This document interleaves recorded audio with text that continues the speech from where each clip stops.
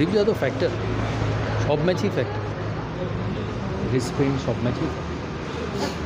ইন্ডিয়ার যে টিমটা এবার পাঠানো হয়েছে এশিয়া কাপের জন্য মূলত জুনিয়র প্লেয়ারদের ওপর কিন্তু নির্ভর করা হয়েছে। তো সামনে যে বিশ্বকাপটা সেটাকে মাথায় রেখে কি এশিয়া কাপের জন্য এখন থেকে দল তৈরি করার কাজ করছে? এশিয়া কাপের জায়গায়, বিশ্বকাপের জায়গায়, দুটো আলাদা। এটা খেলুক, তারপরে পরে কম্পিটিশনটা কি এশিয়া কাপে যেটা আগে আমরা দেখতাম সেটা কি এখন অনেক কমে গেছে? ইন্ডিয়া অনেক সুপিরিয়র টিম সবার থেকে। ইন্ডিয়া অনেকটা এগিয়ে গেছে, অন্যরা অনেক পিছিয়ে পড়েছে। পিছিয়ে গেছে কিনা জানি না, ইন্ডিয়া ভালো team, very strong.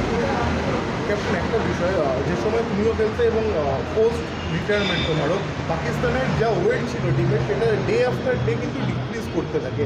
Pakistan cricket মানে এই যে একটা ফারাকটা তো খুব বেশি একটা সময় ছিল না, কিন্তু এই গ্যাপটা কি এখন অনেকটা বেশি? মানে হ্যাঁ, অনেক টি-20তে গ্যাপটা কম, কারণ যত খেলা ছোট হয় তত গ্যাপ কমে।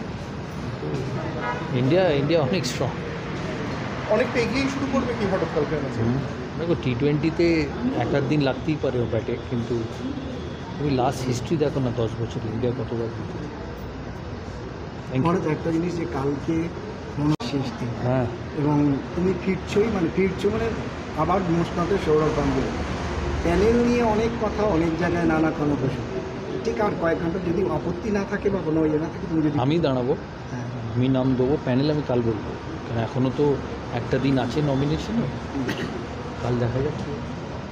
আমি প্রেসিডেন্ট পোস্টে দাঁড়াবো। ঠিক আছে।